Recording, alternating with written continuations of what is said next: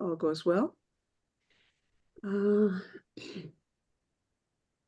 So I will introduce you in about 10 seconds. All goes well. All right.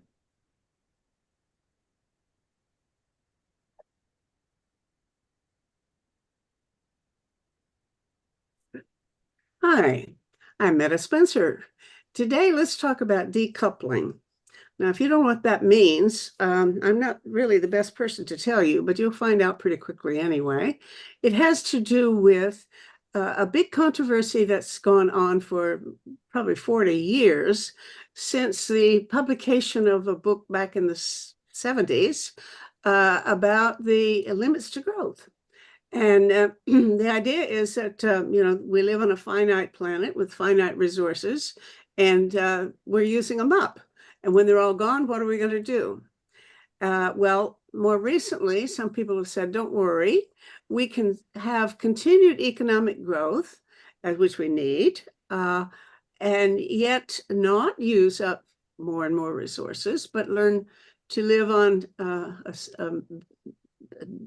diet of energy and other resources that we can conserve and make last a very, very long time. And so the name of the game is to try to make a sustainable economy that uses few resources, and in these days, what is equally important or more important, an economy that does not pollute with emissions of carbon into the atmosphere and causing global warming. Now, this controversy continues to be a lively one. And today I've invited two people who have a lot to say on the subject. Mark Decoupling is I want to start by saying he's a professor of sustainable energy at the School of Resource and Environmental Management at Simon Fraser University. But I'm told that I probably should put that second, because in fact he is all of that, but he's also, and more importantly in a way, the chair of the British Columbia Utilities Commission. And so to do that role, he's taken sort of a leave of absence, although he still supervises graduate students from his academic post. So he's in Vancouver today and will tell us all about how BC is managing to conserve its resources and energy. And in Massachusetts, some obscure little town that I have never been to, is my old friend John Pfeffer, who moved there from Washington, D.C. for reasons that I could not imagine personally. He would much rather live out in the boonies, I guess. So, hi, John. John is the director of Foreign Policy in Focus, the publication of the Institute for Policy Studies in Washington, which is, for my opinion, the best think tank anywhere. I don't think he's going to argue with me about that, but he does run their online publication, and for the last 2 or 3 years has been chairing a project of sort of his own, which is about what he calls a just transition. This seems to be a buzzword nowadays. It means that you are transitioning from a wasteful economy and a bad economy that pollutes into an economy that is not only sustainable, but that does no harm to the world with the pollution of carbon and so on. So good morning to both of you, gentlemen. Now, where shall I start? Let me see. Mark, I think you are the logical place to begin. Why don't you begin telling us your thinking about this controversial issue? I don't know whether you agree, the two guys agree or not, but what is it going to be possible to decouple the growth of the economy from the amount of resource depletion and pollution that is produced by the economy? Mark, what do you think? Thanks. Thanks for inviting me. Great to meet you, Meta, and you, John. And yes, I look forward to this exchange. And this is an area actually where I have not published a lot. I mean, I publish on sustainable energy, but not that bigger picture. But I am actually working on a book on sustainable economic activity, and so I'm reading a lot, and it's something that I've always incorporated into my teaching, and um, and I've been involved in some major sort of international workshops related to this. Not that long ago, The Limits to Growth had the book that was written in about 1970 had an anniversary celebration in Germany, and I got invited to be a speaker there along with the original author, at least the one still alive, that was Dennis Meadows. And so this is something I've been around, but I don't profess to have a great deal of expertise in this area. But one of the things I've learned is to try to always start out by making sure you know what you agree on what you're talking about. And so I Mm. often will come out with, like, do we mean this? Do we mean that? Do we mean that? And I'll explain. One is when you say economic growth, I'm assuming you're talking about how economists measure it, GDP, gross domestic product, which is the prices of things by their quantity. And because that's what I'm talking about. But I've found people who write books about stopping economic growth and they don't even define it. So I wanted to make sure we agree on that. And if we don't, I'm happy to go with a different definition, but I want to try to define that term. I also want to know if it's economic growth total or per capita, because I think there's an overwhelmingly strong argument for a stable global population at some point, although there are so many who argue against that. So then the question becomes, okay, even though the population is stable, are we still having higher GDP per person? Is that what we mean by economic growth? We're actually wealthier by some definition, or at least the economist definition, prices times quantity. And then I wanted to know, when we say decouple, did we mean that economic growth would like decouple, stop economic growth? Or are we just talking about, yeah, we can have economic growth, but things like greenhouse gas emissions can't go up. In fact, they have to go down dramatically. Or do we not just mean the pollutants or the harm, the waste stream of our economic activity? Or do we even mean the flow through of resources? Because Meta, in your intro, and I'm about to stop, by the way, Meta, in your intro, you said conserve resources.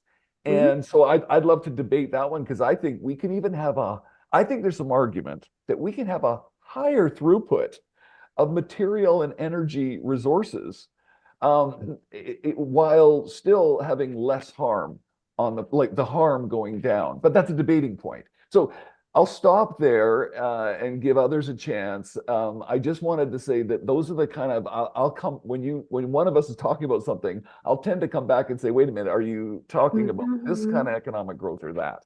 I hope that Okay, helps. well, now do not expect me to tell you what the rules are, because you can define it the way you want. And I think it's the first value that you've already contributed is making us aware of the fact that these mean different things, or there are different ways of measuring stuff.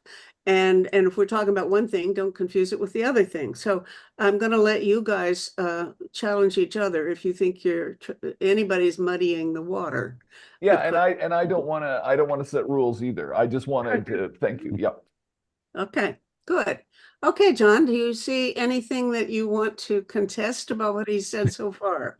Well, first, I want to thank you, Mark, for providing some definitional clarity, because I think it is absolutely important to understand what the kind of the rules of the game are, so to speak.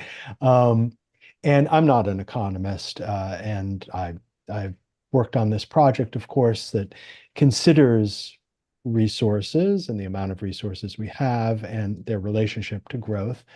But I'm not an expert. So I'm actually looking forward to learning here as much as contributing. I agree that generally speaking, when we talk about economic growth, we're talking about GDP growth, because that's the standard by which countries, with maybe one exception, use to define growth. But there is a movement, of course, to challenge GDP as the only standard by which we understand prosperity, shall we say. And it was a movement that started on the margins with people saying, we're not happy with GDP because when it comes to resources, for instance, all sorts of harmful activities that take place in the world actually cause an increase in GDP. And so it kind of encourages countries, if they're considering GDP increases, to do harmful things because it ultimately helps the bottom line being an increase in GDP. And an increase in GDP in the international system is extremely important. I mean, a lot of things are determined by a country's GDP as well as its per capita GDP, its status within the world of nations, in terms of loans and stuff like that. So it's important, which explains why countries are kind of determined to see an increase in their GDP. But what started at the margins has become something considerably more mainstream. And so you'll even have international financial institutions conducting studies on, well, maybe we should consider alternatives to GDP or rejiggering GDP in order to take into account the current crisis that we're in. And the current crisis we're in, of course, is not just climate change human caused climate change for the most part by our release of greenhouse gases through a variety of things, activities that we engage in, whether it's manufacturing or agriculture or flying to different places or moving goods from one part of the world to another. We also face, for instance, biodiversity loss.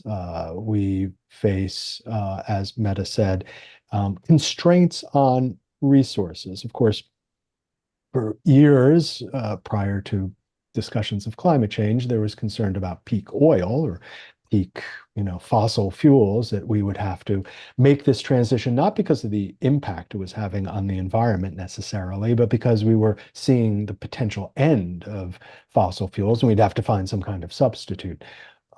But now we, of course, are investigating other possible peaks. Concern that we won't have enough lithium, for instance, for lithium-ion batteries. If all the cars in the world were to, move from gas power to electric, that we wouldn't have enough rare earth elements. So, though they're called rare earth, they're not rare exactly, although some of them are. But still, we may not have enough rare earth elements for these powerful magnets that are necessary for a lot of renewable energy infrastructure.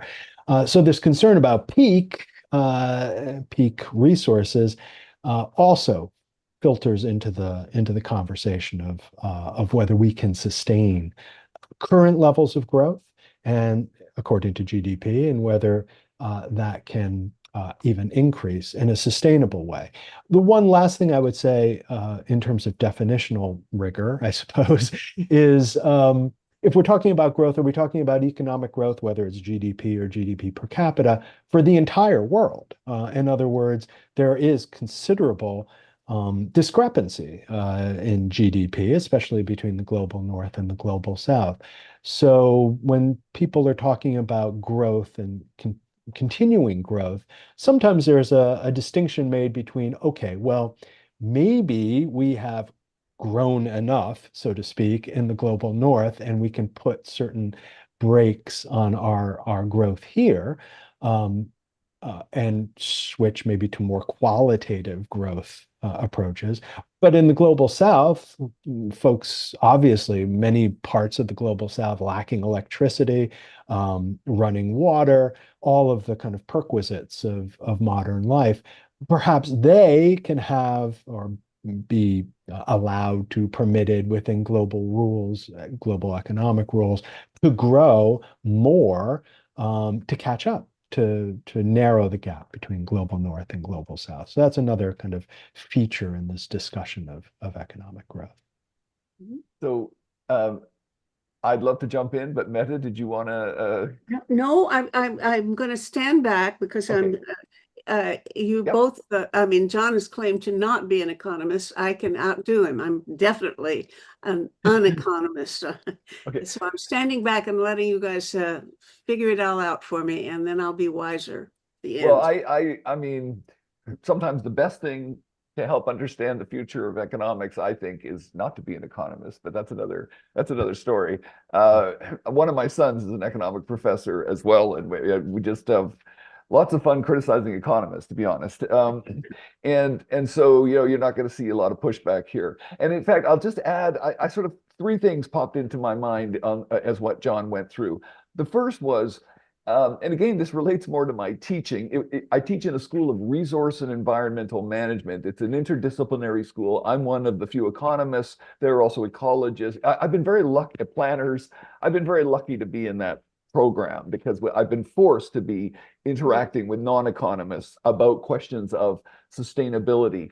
And both from an ecological point of view, but also from a social point of view. So we have this whole social side as well.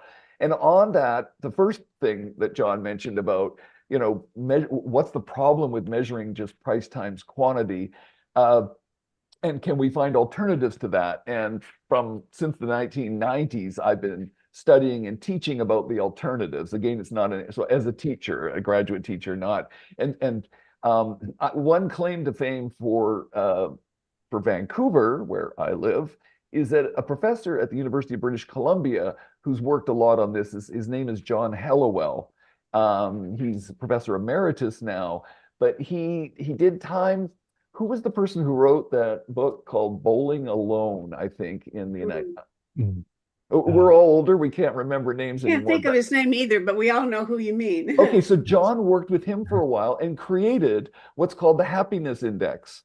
And this is where you're surveying people and you're correlating it to, yes, how materially wealthy they are and so on. Well, you're trying to see if it correlates. And certain countries score higher, and a lot of it, the high score often relates to trust in other people around you. And so the point is simply, we don't just price times quantity. It misses so much.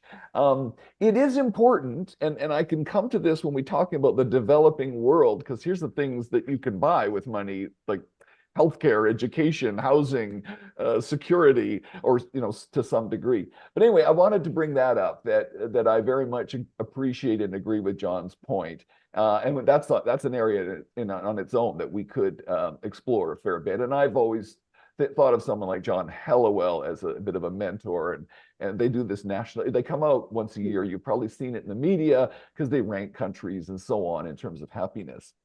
The second thing, though, which I think is interesting, and this is the idea that both of you mentioned about we're running out of resources. And I think definitely a growing human presence on the planet. It's a fixed planet, so it has fixed amount of resources. What's interesting, though, when I have taught, and I've even put this in a couple of my books, is a schematic I use in which I just have the Earth, and in it I have this human economy, and that economy has energy and material inputs coming into it. And then, hopefully not too much, but it has energy and material wastes, byproducts coming out of it. And so when we like to describe what are the two main threats to sustainability, one of them is that you'll run out of the high quality resources that you were able to exploit to improve productivity in agriculture or whatever. And the other is that the waste stream will actually soil your nest, that you will harm the Gaian functions of the atmosphere, the ocean, the biosphere. And so here's why I want to make that distinction. Because the resource inputs do come from like market economies. And so at least there's, as you're running out of the quality stuff, there are incentives in there for people who can innovate substitutes for that or ways of using it more efficiently.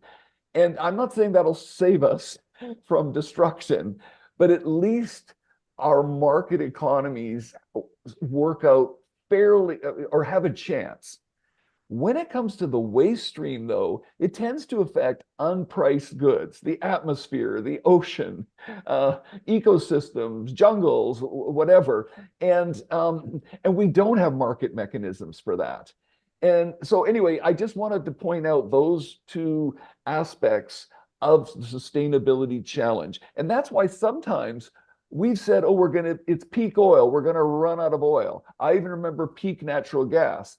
And because my PhD is from an energy institute at the University of Grenoble, I was always around a literature of people who said, oh, what happened when we thought we were going to run out of something? Oh my goodness, look at the innovation. We found more somewhere else. We switched to something completely different. And so it would be wrong to say, oh, good, we'll always do that, which some economists will tend to do. Don't worry, the price system and scarcity will innovate and will innovate our way out of every resource exhaustion. But it's sometimes we've talked about peaks. It's been fun for me to explain to graduate students why those peaks didn't happen. Like, what was the process? And then the last thing I'll point out is the John mentioning about sort of, and I guess this comes from the just transition work, which is just global equity. And I was writing something the other day, which I just looked up, or a year ago, in response to a former colleague and friend, someone named Bill Reese, who's worked a lot on economic sustainability. And I was finding myself agreeing with so much he said, but I did just point out that there are things that humans might innovate that will be measured as economic growth, but could be really important for people in the global, what I'll call the global South. And it involves possibly still using some fossil fuels while capturing the carbon dioxide and burying it. And I'm not saying any of these things are fantastic. Really developing, which we are, our energy storage options, like huge innovations so that we can use more intermittent solar and wind and even run-of-river hydro. Developments in nuclear fission, where maybe the byproducts are less harmful. Nuclear fusion. I have a son who's a physics mathematician for a nuclear fusion company. So I talk about this a lot. It's interesting. And then, of course, structurally shifting our economies in ways that I think is what John is getting at, where they're providing more of the enjoyment of life for people, those kind of things in the happiness index, and less sort of conspicuous consumption. So we have to figure out how to do policies. It's not easy in democracies because a lot of people aren't going to see that picture of, oh, yeah, go ahead, tax me for consuming more. And so I always try to bring people back to a policy question, which I guess is also me meta saying that's why I have at various times accepted to be, I've done a lot of advisory work in Canada over the years. Our climate policies, I've been very involved in those federally and in some provinces and done some work in the US as well. And why I've agreed to be a regulator at various times, twice in my career. So I've gone on a bit. I had those three areas though. One was the alternatives to GDP. The second was how can we characterize sustainability, resource inputs, waste outputs, and then the third was what's our strategy for global equity. Can I ask one little dumb question? Yep. You talk about the input and the output, the waste. And what arises for me is a question of how much can we use the waste itself as a source of input? In other words, is there a time coming when the city dump will become the great mine that people will use to recover all of the ingredients that got mashed up when the original manufacturing was going on? Or is that is a silly image? No. And I'll just jump in, John, and then let I'll just respond to that. So remember, I teach in a program which has a lot of very environmentally oriented graduate students. And so sometimes I like to taunt them a little bit or have fun. And I'll say to them, future generations will be so grateful that we put everything in these landfill dumps. So it's more easy to go in with different devices and collect out the rare minerals and the valuable. So in reality, I think we need to severely that's the policies I work for, constrain our economies so the waste stream is benign. The solar panel is made of organic materials where when it runs out, you throw it in the compost and then you grow food from it. And in some areas, we've been doing this better. So yeah, the waste stream either has to be recycled, it has to be minimized by efficiency, recycled and becoming a resource, or it has to be benign when it gets back into the system, which is like human beings pre-industrial. It was human waste, animal waste, material, wood and organic waste was their byproduct, which became resource inputs for the ecosystem, the biosphere. And we have to be striving towards that. Those are the and people are doing that in some areas, but it gets swamped by all the consumption. John, over to you. Yeah. Yeah, all of that is really very helpful. Let me just add to a couple of things you said. In terms of alternatives to GDP, Bhutan has been kind of the oft-cited example of a country that has kind of elevated happiness or its standard, its index of happiness to the heights of a GDP measurement. But what I'm interested in finding is local examples of that. Of cities. They could be small cities that attempt to redefine. And I believe that there have been a couple of attempts in Canada with some cities, but really a kind of a groundbreaking model that we can use and hold up to understand quantitatively what it means for rejiggering an economic system. And I often use the example of the guaranteed income, which was also on the margins of debate for years.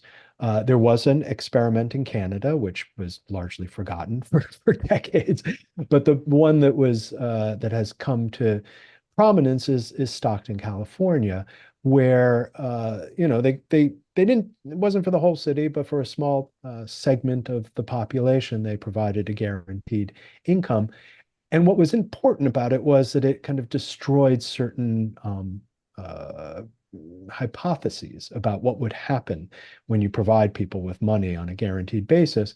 The expectation was, well, people would quit their jobs, for instance. There would be no longer any incentive to go out there and work because you were getting money from the government. And it turned out it was actually the opposite. It actually pushed people into the employment world because they finally had enough money either to have daycare, elder care, to pay for additional education, that they could enter the workforce. So to have a concrete example like that is extraordinarily important from my point of view to, buttress, the legitimacy, shall we say, of alternatives to GDP and what might be considered post-growth alternatives.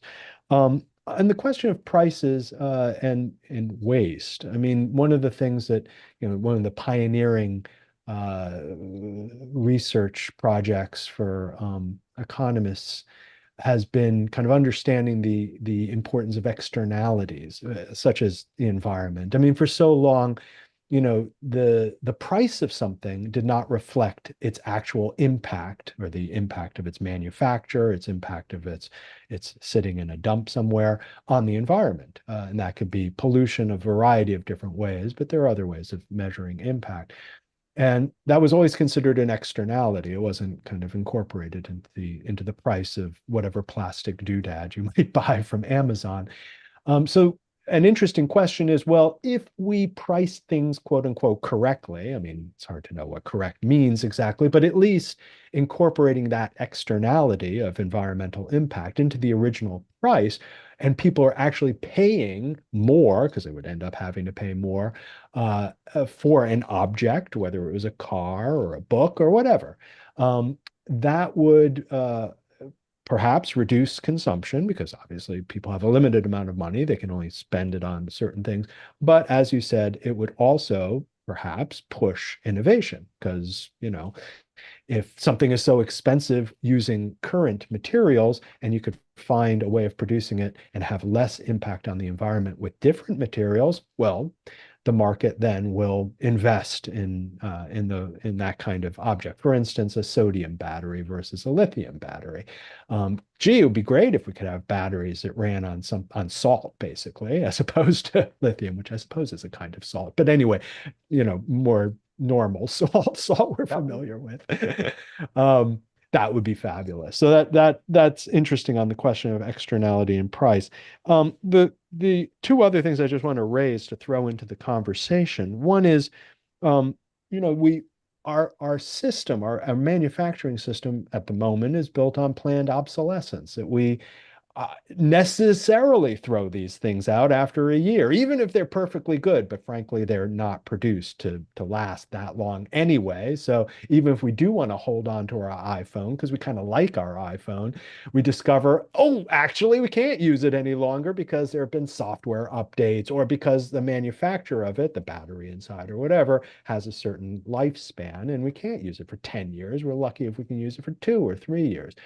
So that kind of planned obsolescence, which is baked into our manufacturing, that's something we really have to well address. We have to remove that as much as possible, so that once again we are in a situation where we're using things for much longer and we aren't overburdening the waste stream. And then one last thing I would say is this question of democracy, because what we're talking about here often is sacrifice. We're no longer in a situation in which we can promise unlimited growth without any penalties, i.e., with being blind to the environmental ramifications of what we produce. And so that's going to mean, well, somewhere people are going to have to make sacrifices. And that might be higher prices at the pump for oil, gas. It might be paying more for delivery of your Amazon packages. You can't just assume it's going to be free 2-day shipping because there are costs to having stuff brought to your house in 2 days. And how are people going to determine that? And those are the kind of small level questions. I mean, there are much larger questions related to democratic decision making in terms of the global economy. For instance, how do you determine what a country's carbon footprint should be and how it should be reduced over the years, and how is that made equitable at a global level? How do you come to that conclusion democratically, ensuring that the sacrifice is equally distributed? Because honestly, in the past, whenever there's democratic decision making, it's usually not equitable. I mean, it's those folks who have more power, and political power, which is usually connected to some form of economic power, get the lion's share of the policy goods and sacrifice the least, and the folks who have less power sacrifice the most. So how do we address this problem, which is kind of baked into our democracy of decision making around these critical issues of rejiggering the global economy? Are Well, you throwing all of those questions into Mark's lap? Why not? You could answer them, Meta, if you want. No, I'll let Mark handle those. I think they're fantastic questions, and I'm really excited to respond. And again, you're not going to get much Meta. I'm sorry, you're not going to get much disagreement between me and John. But the way I've lived my life is to always be what I call a policy applied economist in sustainability. And so I am always interested in the very kind of questions that John just raised, which is, okay, we have, can sit back as armchair viewers of the world and say, boy, there's some problems here. They should shift over to that. And then though, I want to be like, okay, and how did I help a politician get elected who was sincerely going to try to do that? And how do I help them get policies passed, implemented, and that have a good chance of being sustained? And so guess what? I end up having to help people with a lot of big compromises.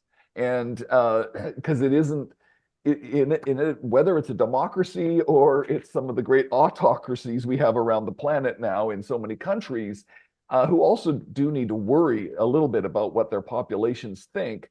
The policy side of this is very, very challenging. And John, I've actually even focused mostly not on the equity questions, which are very challenging, but more on I've said to people, let's try to have an environmentally sustainable human activity on this planet, even if it's a slave state. Now, I mean, I just throw that out as a provocative extreme. And I know a lot of people don't want you to separate these two things, social equity and environmental sustainability. And mostly I don't either, but I'm just trying to help us sort of say, wait a minute, we may not achieve both objectives. It could be that some kinds of equity are a many 100-year project for human beings, but we better make sure that we're not having catastrophic storms destroying everything, because those will have huge equity effects, and they'll mostly happen where people are most vulnerable. The people who are vulnerable will be the ones who can least adapt to those and protect themselves and recover from it. So let me just touch on the three things.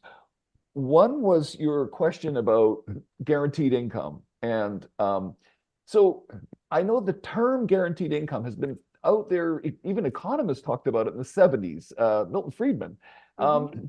And so it could be a guaranteed income, but in many countries, the ones, welfare states, as we call them, they do have a guaranteed income. It may be too low for you, but we don't just let people starve. And even in the United States, maybe they have like food stamps because you don't want to give money, whatever.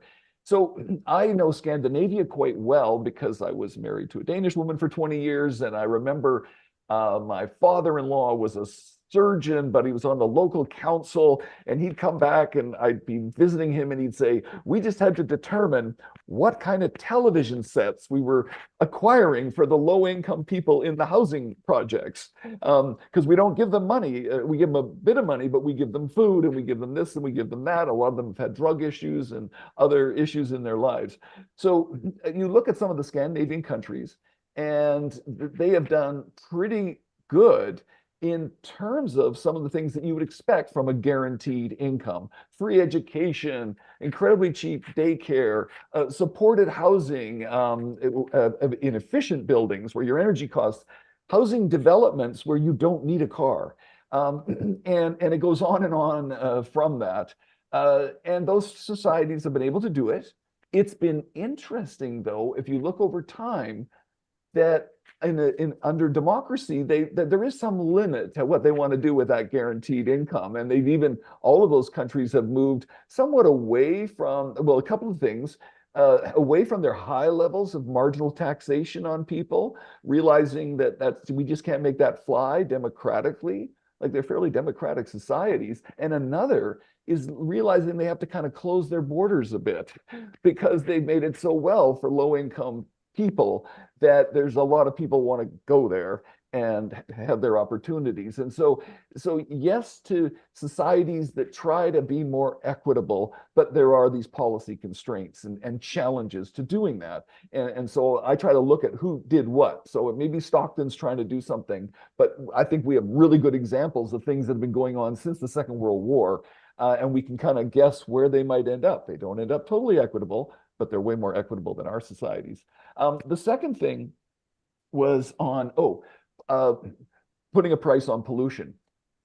Here you might have fun, but this is where I've, in my career, fought back a lot against conventional economists. Because economists will tend to say, and I agree with them, the most economically efficient way to reduce a pollutant is to put a price on it. Because then you don't regulate people or technologies or energy forms or activities. You just put that price in, and then people figure out what they're going to do. Politically, that is really difficult. And so actually, and that's what my last book was called, The Citizen's Guide to Climate Success, with Cambridge University Press.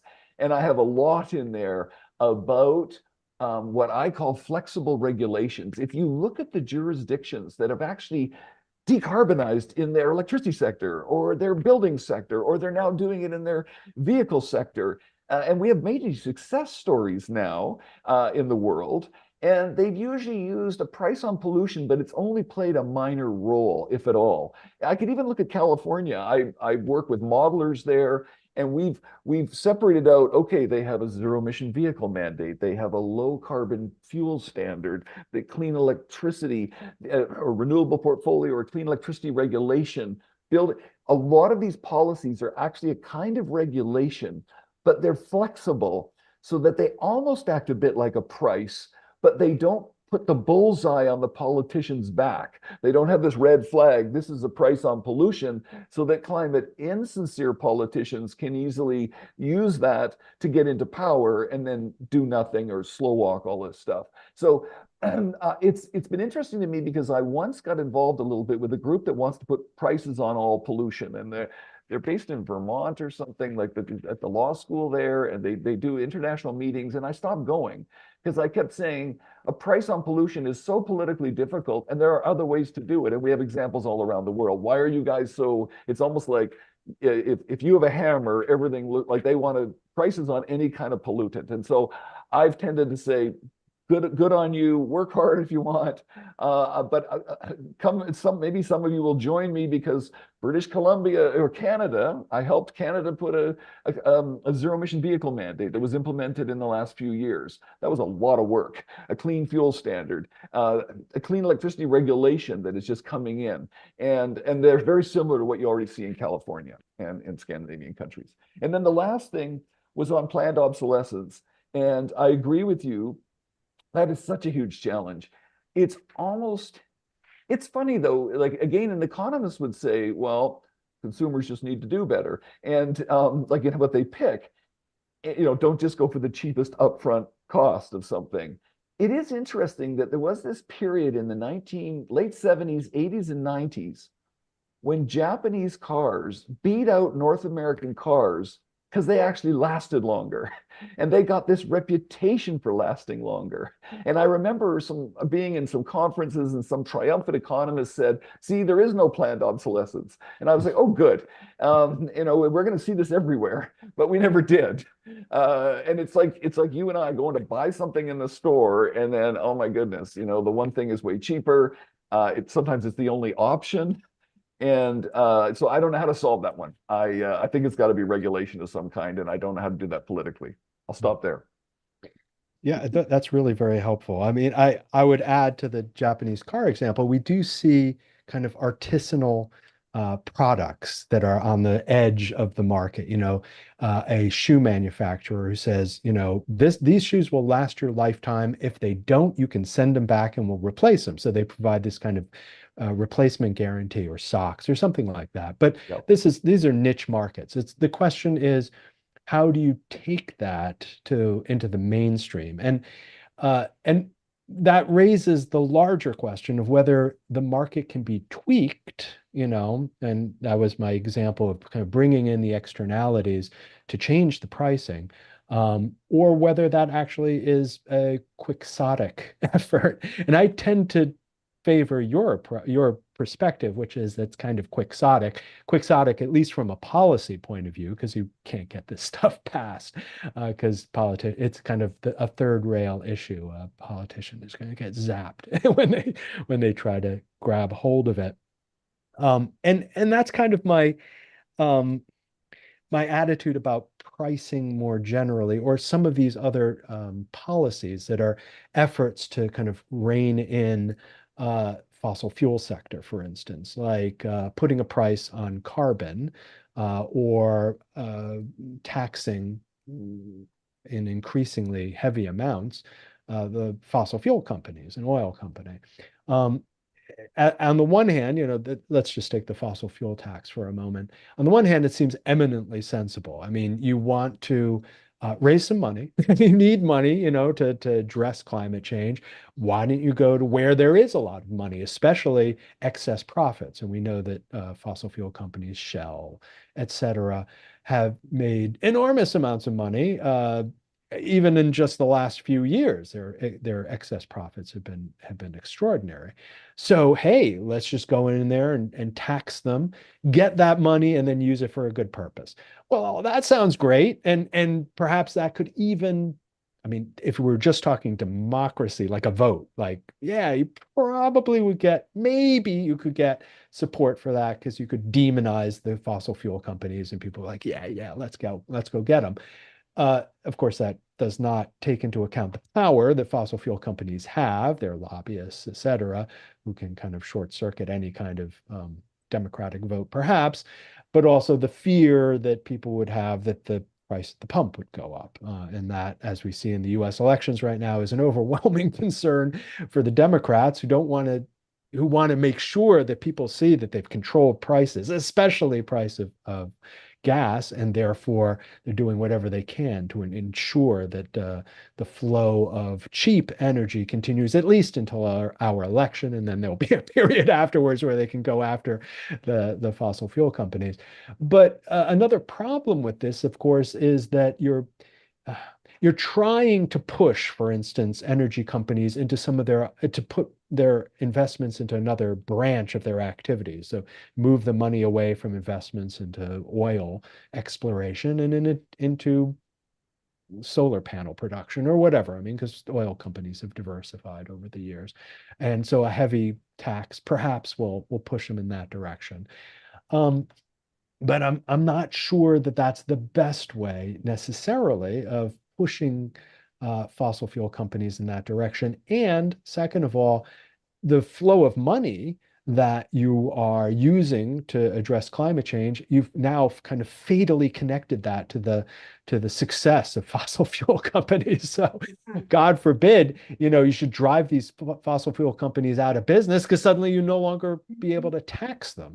So that's another kind of problem with that issue. And then finally, on the guaranteed income, I mean, you're absolutely right. I mean, take a look at Sweden. Sweden was, of course, one of the leaders in terms of equitable economies, kind of bringing socialist principles into the heart of a market economy. And they've spent the last 20 years basically screaming in the other direction, including policies that were implemented by the Social Democratic Party. So it wasn't just like the conservatives took over and transformed things. It was the Social Democrats themselves who started to adopt neoliberal principles. But the reason I brought it up was not so much to be in favor of it, although God knows the United States is in a different position than even Scandinavia today, or Canada for that matter. So we're starting from a pretty low level in terms of what the government provides for basic stuff. I mean, not healthcare actually, except if you include Obamacare. But the reason I brought it up was not so much to cheerlead for that kind of economic policy, but to say that what I've been pushing for in terms of post-growth alternatives is a Stockton-like example. In other words, we need something that can address some of the stereotypes of what happens if you constrain growth or if you define growth in different ways. Certain expectations like, well, you'll enter a death spiral. The economy will enter a death spiral.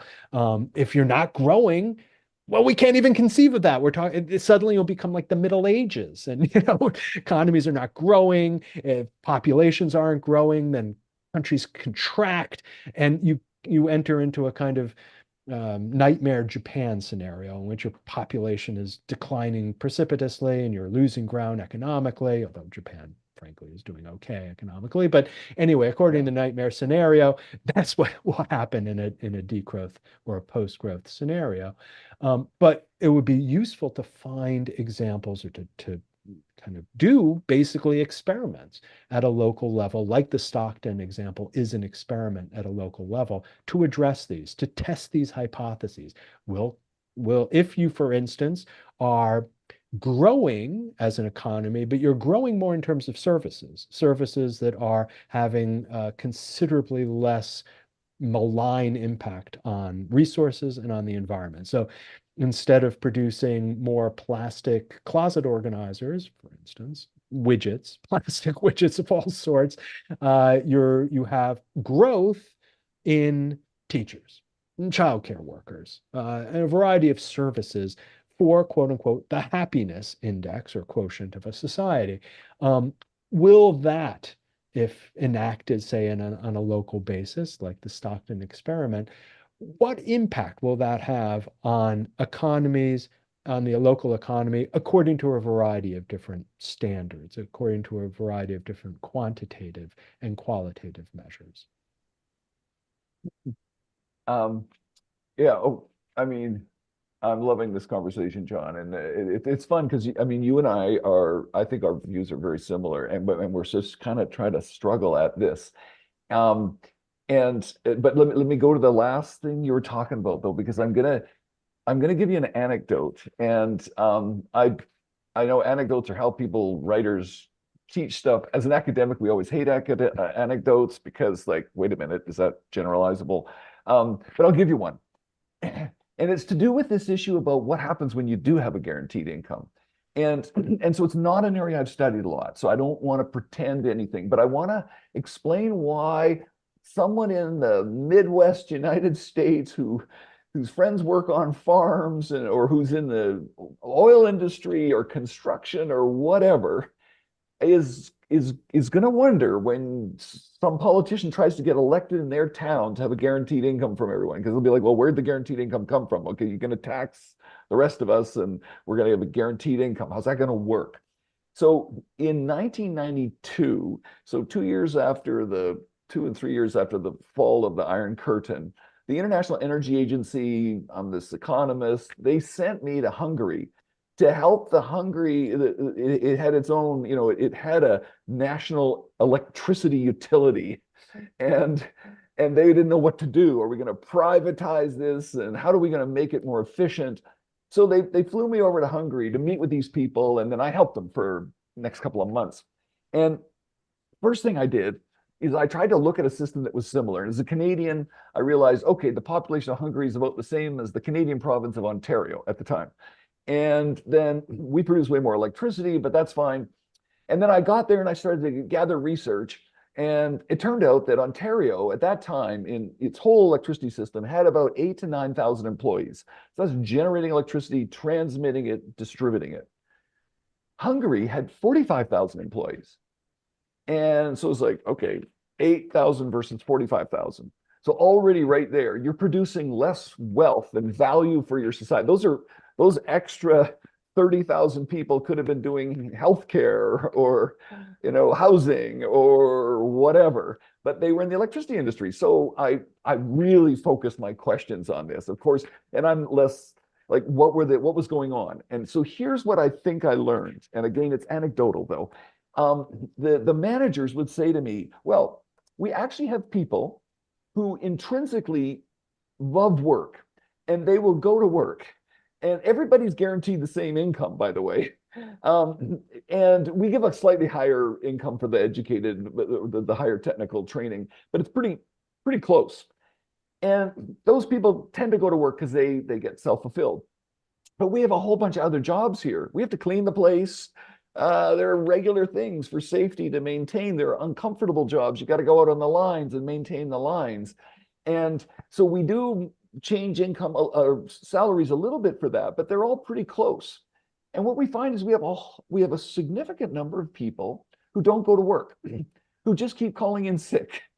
And some of them are usually have a brother-in-law who's high up in the Communist Party or in the management. But even if they didn't, we couldn't really cut them off. Then we have about another third of people who see this, and then they work less. And so I don't know about humans and human motivations and how you can motivate humans other than money. And I know humans are motivated other than money. So I'm not trying to give you this right-wing story. I'm just saying that was what I discovered right there. And it did kind of affect me. It made me realize, gee, maybe I understand why we don't have the same guaranteed income for everyone. If you're just so then I started, so I'm grappling more with this problem, and it made me stop talking about a guaranteed annual income and just talk about a society like Scandinavia today, what Canada strives for, who just has free healthcare, education's free up to some level. We support lower income people at the highest education levels. We do everything we can to give people equal opportunity. But I'm not sure if the word guaranteed income is helpful or harmful. Like, if you'll probably get some city councilors in some town somewhere in Stockton or Berkeley or wherever who will try it, but will it sustain itself? Because it hasn't so far. That movement has been around for a very long time. So I try to see, where did we get success? What jurisdictions and how they do it. Yeah, I mean, I understand that, and I perhaps I shouldn't have brought up the example of Stockton. I just wanted to use it as a as an example of some kind of quantitative study that could be applied to what we're talking about here, growth. But since you brought up Hungary, I mean, what's interesting about Hungary is that the transformation in Hungary was largely as a result of a very powerful environmental movement, an environmental movement that challenged a dam that was being constructed on the border between Hungary and Slovakia at the time. This brought down, essentially brought down the communist government. I mean, there were other movements in Hungary at the time, but the environmental movement was perhaps the strongest. Today, that environmental movement doesn't exist for the most part. And for me, this is an important question in terms of real policy and a real country, how do we kind of bring these issues of the limits to growth, the problems of environmental impact for the policies that we propose, how do we bring that to the foreground in a sustainable manner? In other words, yeah, we could do it for one election cycle, but if it doesn't survive that election cycle, it'll be undone by the next administration. So how do you do this in a democratic way, institutionalize these efforts? Because Hungary experienced an extraordinary backlash against what was perceived as a overly liberal transformation of the economy after the collapse of communism. It's Mark's fault. No, it's not Mark. I will not blame Mark. No. But the Liberal Party basically, which was in charge effectively when you were there in 1992, disappeared as a political party several years later. Disappeared, completely disappeared, along with the environmental movement, which was a supporter in some cases of these for other reasons, not economic reasons, but the social agenda of the Liberal Party.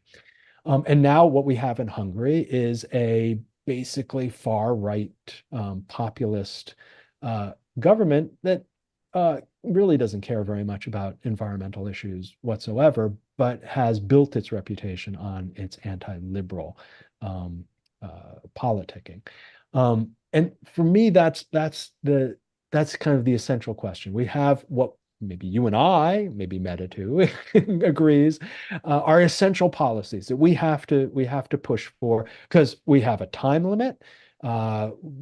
We're facing, as you said, extraordinary potential cataclysms caused by climate change and other things.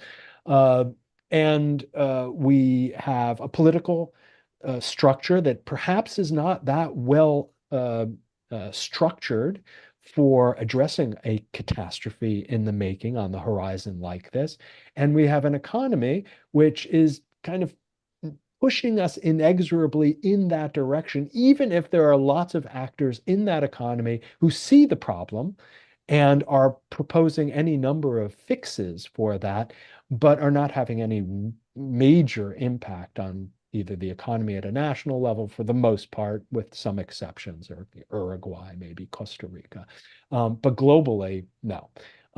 That for me is the big political question. Are we going to be able to put something in place, as the Hungarian liberals managed to do as a kind of change in system, without triggering an enormous backlash that will undo everything that we have been pushing for. Wow. Listen, we're coming toward the end, and it sounds to me like I've got to reach an inference about what you guys have advised me to how to change my thinking. And boy, it's painful, I tell you, because the lesson I'm taking from this, and I want to check with you, is this really what you want me to get out of all of this? Don't do carbon pricing. Do something else instead. Is that the message? Whoa, that's hard. Mark, is that what I'm supposed to go home and tell everybody that I know I've learned from you? No. But I'm glad you asked it in that way, because that does lead to how I was going to respond to John anyway. I mean, John, you'll get a chance to come back, but it felt like I was talking about the equity side that you're interested in, and you kind of switched it back over to environment. I'd be interested if the future governments then implemented the guaranteed income for everyone in Hungary, because I don't think they did. Like that thing died out.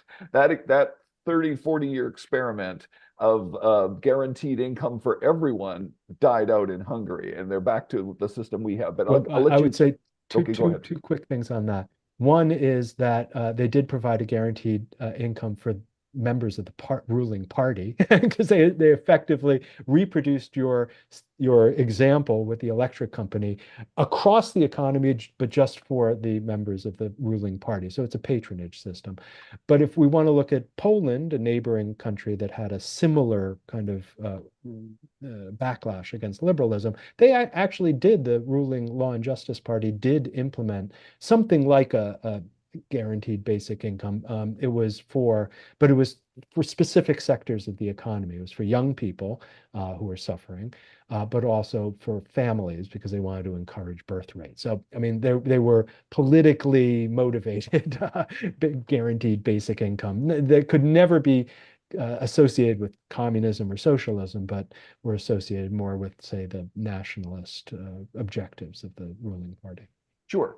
And my point was simply, that's a really tricky way to run an electricity system. And I do know that all of the countries in Eastern Europe moved to electricity systems that no longer allowed you to be paid for not showing up for work. Maybe if your brother was the CEO of the company, but in general, their efficiency level, their labor efficiency for electricity improved dramatically. And I've seen the statistics like over a 15-year period. So, but let's not get caught up on that, because I think I want to answer Meta's question, because here's how I kind of boil it down. Let's say what we've talked about today is, we're running out of resources. Waste stream. Meta, first takeaway from my perspective, John can counter these, focus more on the waste stream. Now, it's because the other one at least has scarcity and market mechanisms. So you don't ignore it, but I would focus on the waste stream. Also, local waste stream, like someone wanting to build a dam in Hungary or on the Hungary-Czech border, those are easier. But we really need to focus on those wastes that have a global implication. And so we have to think about the policies to do that. Now, what policies? You've sort of said, oh, Mark, just don't get rid of get rid of the carbon tax. No, what I've said is get excited about what's working. Start looking at examples that work. So, Ontario phased out its coal plants. They did it with a regulation. They didn't do carbon pricing in Ontario. So in my last book, The Citizen's Guide to Climate Success, I go through example after example around the world where jurisdictions decarbonized without relying on carbon pricing. They used regulations, and these regulations I'm just mentioning were flexible so that they could be sellable to some economists like me and business people, because they weren't just everybody has to buy this kind of car, everybody has to get this kind of electricity generating plant. Everyone in Ontario, it's all solar or it's all wind or it's all nuclear. It was a regulation that phased out coal plants. And so, Meta, there's wonderful examples all around you. Okay, but look, you're making that point. I don't argue with that point, that there's something to be said for looking at what works instead of carbon pricing. But John went further. He said, if I understand him, don't do carbon pricing because you'll create a backlash, a political backlash, and you'll get something like what we have in Hungary today, this right-wing horrible government. And you'll get that elsewhere if you do carbon pricing. All right, John, is that really what anybody really meant to say, or am I really so let me jump in, because I'm almost finished, and that is, I don't think John's going to say that. I think what I heard John say was, you're right, Mark, it's got political challenges to it. And my only point, Meta, was that, because John might not know this, but in Canada, there's a very good chance that our carbon price, which was very successful, is going to be eliminated in the next year because of political change. And I just don't want Meta and other people like that to despair that, we failed completely. That's why I'm bringing that up. And my last point is, when you do those kind of flexible regs that I'm talking about that we've been doing, you'll find that, and I'm finished, more of these will result in technology change rather than behavior change. We might wish to have behavior change, but let's not bet the future of the planet on human behavioral change. So you pick different technologies. You say to people, you know what Volvo did. You're going to make a car. Every piece of that car, we have to be able to recycle and actually repurpose. And you do that with regulations for sustainability for waste streams. And I'll stop there and hand it over to John and Meta. I couldn't agree more. I mean, I think that uh, going the regulatory path is absolutely the way to reduce carbon emissions, whether we're talking about the examples you suggested, or China making the unilateral decision, although under pressure, to stop exporting or building essentially, or helping build coal-fired power plants around the world. It didn't stop them from building them in their own country, but at least that's, and I mean, it's going to be hard to win an election by saying more regulation because the term regulation, especially in the United States, the term regulation is not the sexiest or the most popular term, but I believe it's absolutely the way to go. We might be able to talk about it in different ways to make it more politically palatable. But restricting oil companies from digging places, restricting companies from, mining seabeds. I mean, we can call those regulations, we can call those restrictions, we can call them what we like, but that fundamentally is shutting down essentially the worst kinds of production side Okay, impact. look, I have learned, I mean, it's time to quit, but I'm going to absorb the message. It's not, it's a hard lesson for me to absorb, frankly, but both of you are persuasive, and and you're also knowledgeable about economics. So I'll go off and mull this over and try to absorb the lesson. It's been a fun excursion anyway. Thank you both. It's been a lot of fun and I've enjoyed it very much. So appreciate it. Okay, Absolutely. bye. Thank you, Meta, and Absolutely. thank you, Mark. Great to meet both of you. That was a lot of fun. I really appreciate that you invited me. Great exchange. Okay, very good. Carry on. I'll get you back to another time. All Bye-bye. right.